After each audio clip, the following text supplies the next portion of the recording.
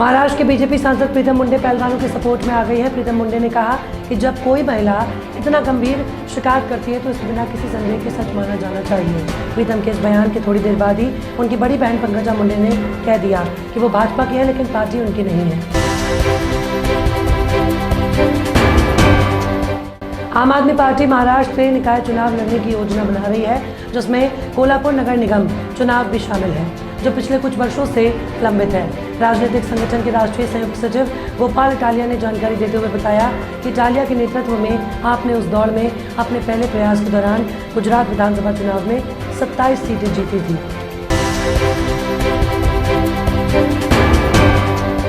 राहुल गांधी इन दिनों अमेरिका के 6 दिन के दौरे पर हैं। गुरुवार को उन्होंने वाशिंगटन डीसी के नेशनल प्रेस क्लब में मीडिया के सवालों के जवाब दिए।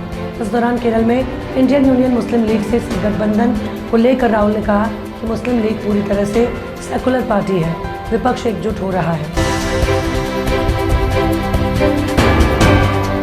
जम्मू कश्मीर के राजौरी जिले में शुक्रवार सुबह सुरक्षा बलों और आतंकियों के बीच हुई मुठभेड़ में एक आतंकी मारा गया। डसाल इलाके में आतंकियों के छिपे होने की सूचना मिलने के बाद सुरक्षा बलों ने घेराबंदी कर तलाशी अभियान शुरू किया। फिलहाल फायरिंग बंद हो गई है लेकिन सर्च ऑपरेशन जारी है।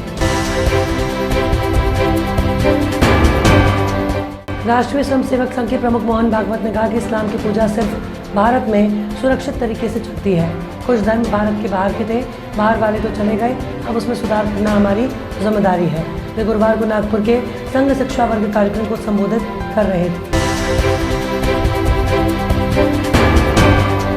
देश के कई राज्यों में मई के महीने में रिकॉर्ड तोड़ बारिश हुई। नौतपा के बावजूद तापमान कम ही रहा। अभी भी ऐसा ही मौसम रहने के आसार हैं। मौसम विभाग के मुताबिक शुक्रवार को जम्मू कश्मीर, हिमाचल, तमिलनाडु, कर्नाटक और केरल के तटीय इलाकों में भारी बारिश की चेतावनी है। उत्तराखंड के कुछ इलाकों में ओले भी गिर सकते हैं। 152 साल पुराने देशद्रोह कानून को लेकर लॉ कमीशन ने सरकार को अपनी रिपोर्ट सौंप दी है।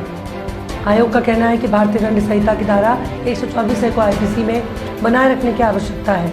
इसको हटाने का कोई वैलिड रीजन नहीं है। हालांकि कानून के उपयोग को लेकर ज़्यादा स्पष्टता बनी रहे, इसके लिए कुछ संशोधन किए जा सकते हैं। साक्षी मर्डर केस में गुरुवार को दिल्ली पुलिस ने आरोपी साहिल द्वारा हत्या के लिए इस्तेमाल किए गए चाकू बरामद कर लिया। गुरुवार को पुलिस ने उसे मेट्रोपॉलिटन मजिस्ट्रेट के सामने पेश किया, जहां उसे 3 दिन की रिमांड पर भेज दिया गया था। सुरक्षा कारणों के चलते मजिस्ट्रेट के घर पर उसकी पेशी की गई थी। राहुल ने 2024 लोकसभा चुनाव को लेकर बड़ा दावा किया। राहुल गांधी ने कहा कि विपक्ष एकजुट है और जमीन पर काफी अच्छा काम हो रहा है। उन्होंने कहा कि एक छिपा हुआ अंडर करंट पैदा हो रहा है और ये अगले लोकसभा चुनाव में लोगों को आश्चर्यचकित करेगा। इंडियन प्रीमियर लीग की खत्म होते ही भारतीय क्रिकेट फैंस का फोकस इंटरनेशनल क्रिकेट पर लौटने वाला है। 7 जून से इंग्लैंड के ओवल क्रिकेट ग्राउंड पर वर्ल्ड टेस्ट चैंपियनशिप का फाइनल खेला जाना है। इसमें भारत के सामने ऑस्ट्रेलिया की टीम होगी। उसके बाद भी लगातार भारतीय टीम एक्शन में दिखने वाली है।